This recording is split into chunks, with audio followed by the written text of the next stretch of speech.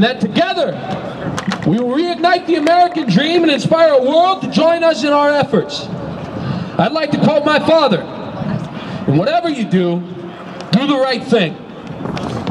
The vines of injustice are running rampant through our lives as evil is encouraged and the good do so little.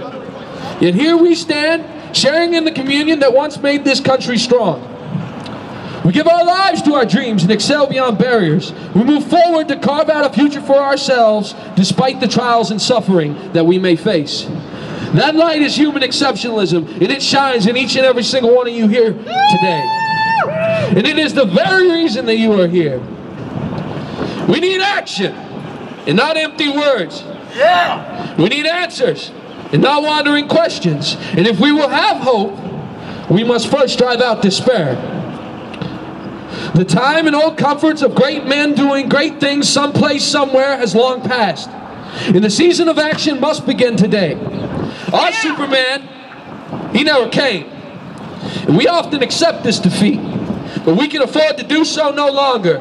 We must take upon our shoulders the burden of peace. It has forever been wanted, yet remains ungained. And we cannot, in the age of information, be told to accept that which we know to be unjust and unstable. Simply put, we believe in an America that believes in its people. And when all those people are inhibited from pursuing their potential, it affects us all. Ben Franklin said that justice will not be served until those unaffected are as outraged as those who are. Amen! We seek that justice here today. Do we hope for false hope? Hell no! Perhaps. Hell no! But nonetheless. Say it again, hell no! Hell no! Feel like Stone Cold Steve Austin up here, that's great. Oh yeah! Perhaps, but nonetheless, like our forefathers, let us be driven by the hope that we may shake the very foundations of our democracy and bring forth a new age of prosperity and equality for all peoples. Yes!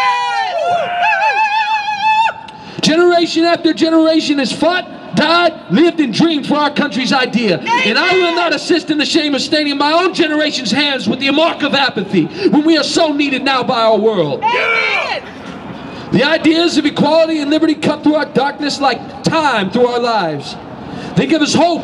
They give dignity to the nations that they represent. But our capitalism has been corrupted by the greed of dishonest men and their lust for power. Yes! The labor movement of the 20th century gave rise to the middle class and helped the working people of our nation achieve a standard of living that became the envy of the world. The Civil Rights Acts and women's suffrage brought us closer to equality. And today we stand on the brink of change or despotism. It is in our action or inaction that our future will be revealed. We must again lift up those ideas that light our path to liberty, should we seek a world to be just and righteous. Our system has long been in need of repair, and we can no longer afford to remain idle. Any system of absolutes will turn against the interests of the people. Communism, fascism, capitalism, liberalism. Without the rule of law, people are guided by nothing. Without temperance, people will allow for anything. The potent combination of anarchy and power breeds injustice. It is an injustice to have a class system that encourages cheating at the top and desperation amongst the poor. It is an injustice to permit worker exploitation for the sake of easy business. It is an injustice that we have a moral obligation to stand against it. When exploitation is encouraged, exploitation will happen. Let me repeat myself. When exploitation is encouraged, exploitation will happen. And I know you would rather be at home with your loved ones, chasing your careers, your dreams, enjoying a ball game, playing a video game, anything other than risking our lives and dreams to protest something that we believe to be universally understood. I want to that be human here. beings. I want to be here. You want to be here. I want to be with you. You need to be here. I'm here. It's beyond want. It's beyond want. Human needs come before corporate greeds. But I say to you with no irony that aristocracy has infested our system. Yeah. The winners are born to win, and the losers are precedent to fail. I'm not musing about fate here, people. I'm talking about a system that regulates in the favor of the bottom line. A system that rewards the creation of industrial poverty in favor of a 13-cent an hour wage. I'm talking about a system that rewards foreign manufacturing in ways that do nothing for international diplomacy. The very system that rewarded those who took jobs off of my community, took food off of my table to support maximized profits when they sell me their wares. Tell them now, to rule opposed to the people is treason. And we are not blind to their crimes. Come on, Adon, get loud. To those for whom hard work is a pathway to success, capitalism is the ultimate freedom. To those whom the difference between hard work and no work, it changes nothing. Capitalism is no different than serfdom. Those who scoff and call the poor moochers are also those who enjoy the most opportunities. Self-righteous as they are, they will never be right. The hunger of a child will always be more important than the success of a Fortune 500 stock portfolio. We stand here today as our crown begins to crack beneath our feet. It opens to swallow our ideas, and they will remain firm as generations stand one in our time. It swallows the toil and sacrifice of those generations before, who gave us so much of themselves so that we may have a better future. Yes, so true. Yes. Do we stand at this chasm and let it take from us all that we could ever have? No! No! The ambitions of a few will not be the end of us. Time and time again we will have been tested by the trials of history as greed and hate and fear have pulled at the foundations of our people. But our foundations do remain. Dr. King said it, and I'll say it again. We shall overcome. The times are hard, and we are harder. The world is dark, but we are the light. There is and always will be hope for our future as long as human beings are willing to stand and say that we will do the right thing. We will condemn that darkness despite ourselves. Despite the world, we will do good.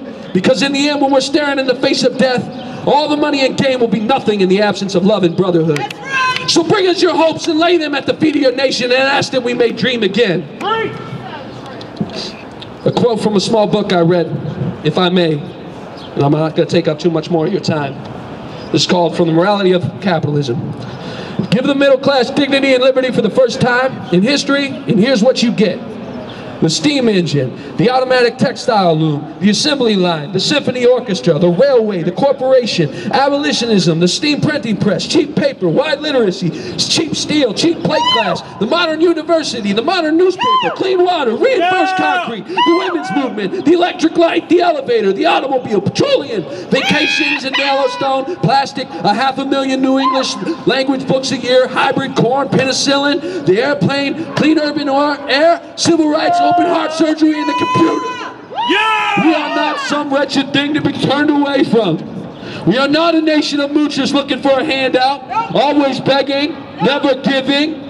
We are a nation that moves, that breathes, that lives for our dreams and pursues truth.